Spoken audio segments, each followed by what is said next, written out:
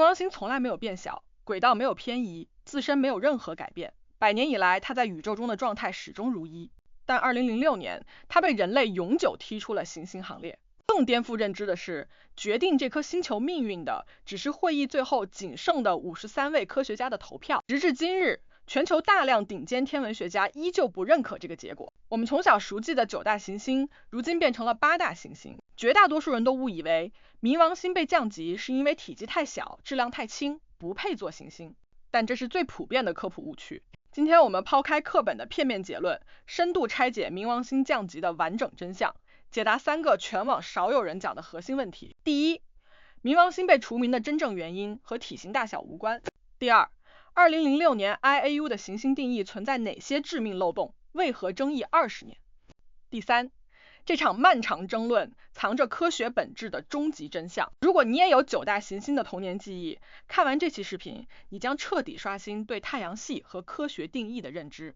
1930年，美国洛厄尔天文台23岁天文学家克莱德·汤博通过人工比对星空底片，发现了一颗持续移动的微弱天体，冥王星就此问世。这是美国首次发现太阳系新行星，轰动全球。9大行星体系正式写入各国教科书，成为几代人的共同记忆。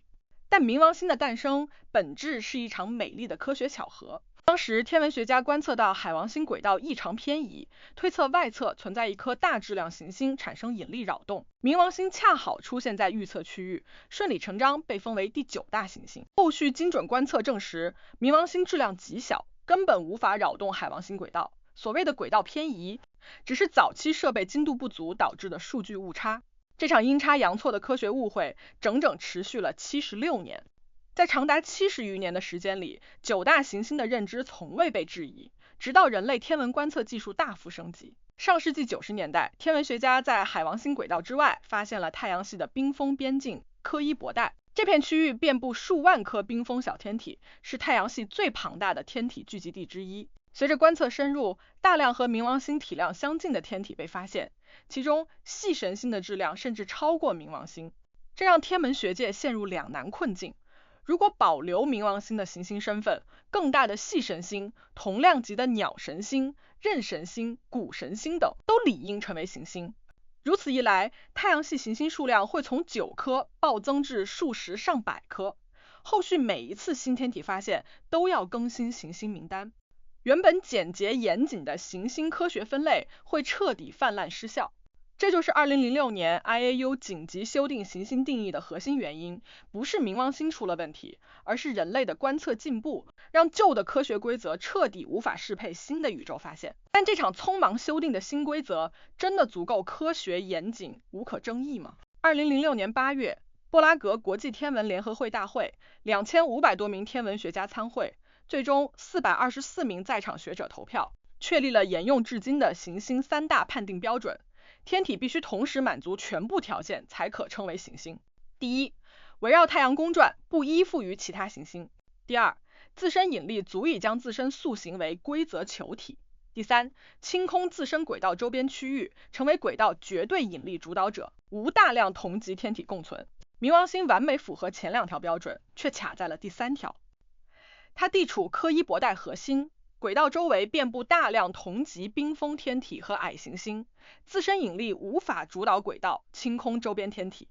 基于这一标准，冥王星正式被降级为矮行星，系神星、谷神星等天体同步归入该类目。这里纠正一个核心误区，冥王星出局和体型大小无关。太阳系最小行星水星体量和冥王星相差无几，但水星彻底清空了自身轨道，是正统行星。二者的核心差距是轨道主导权，而非体积质量。很多人以为2006年投票后，冥王星的争议就此盖棺定论，事实恰恰相反。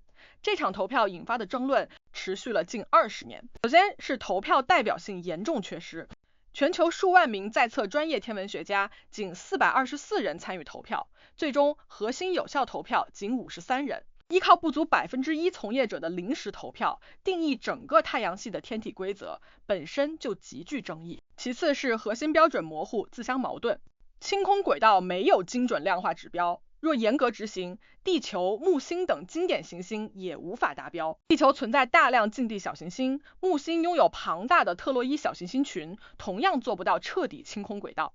最后是定义局限性极强，这套规则仅适用于太阳系天体，无法套用在已发现的5000多颗系外行星上。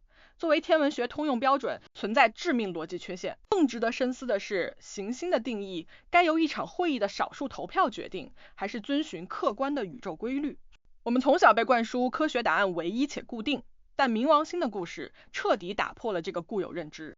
这场争论看似是冥王星算不算行星，本质是语言学与科学实用性的博弈。行星并非宇宙自带的客观分类，而是人类为了观测研究、知识传播创造的定义标签。科学分类的核心从来不是寻找唯一真理，而是建立一套适配研究、统一好用的体系。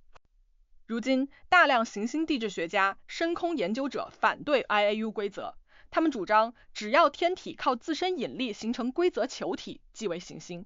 按此标准，太阳系将拥有至少130颗行星，冥王星可回归行星行列，木卫2、土卫6等球形天体也会被纳入其中。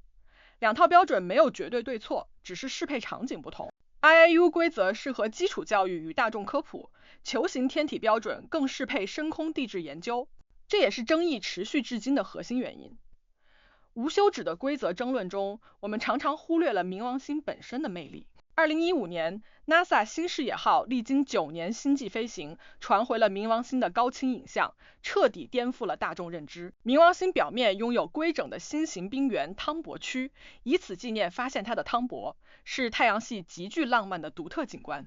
除此之外，它拥有1000米级水冰山脉，随公转周期伸缩的稀薄大气层，还有活跃的地质活动。即便被降级除名，冥王星依旧是太阳系地质活动最丰富、最独特的天体之一。它的美丽与价值，从未因头衔变更有丝毫消减。冥王星的故事是科学进步最好的见证。我们总以为课本上的科学知识是永恒真理，殊不知真正的科学从不固守结论，永远接纳新发现，自我修正，持续迭代。一场少数人的投票改变了一颗星球的身份，却推动人类重新认知太阳系边界，重构科学分类体系。科学进步从不是推翻过往，而是不断修正偏差，趋近完整的宇宙真相。冥王星或许失去了行星头衔，却成为人类文明探索宇宙、突破认知的最佳见证。最后，用3点核心干货帮大家复盘本期内容，方便收藏回顾。第一，冥王星本身毫无变化，降级的核心原因是人类观测进步，旧的行星分类体系无法适配新的宇宙发现。第二，2006年 IAU 的行星定义并非终极真理，投票不严谨，标准有漏洞，适用范围有限，常年饱受科学界质疑。第三，行星是人类的定义工具，无绝对对错，仅存在适用场景的区别。在这里发起一场延续20年的科学界终极辩论，欢迎大家在评论区投票，我会逐条回复优质观点。A. 支持 IAU 规则，统一标准更严谨，降级是科学规范化的必然结果。B. 反对2006投票，少数人无权定义太阳系，冥王星应恢复行星身份。C. 中立观点，科学定义是实用工具，无需纠结对错。如果你喜欢这种跳出课本误区、深挖科学底层逻辑、拒绝快餐式科普的内容，欢迎点赞、订阅频道。我会持续更新教科书鲜有提及的宇宙真相与硬核科学争议，带你看懂真实的宇宙与科学。我们下期再见。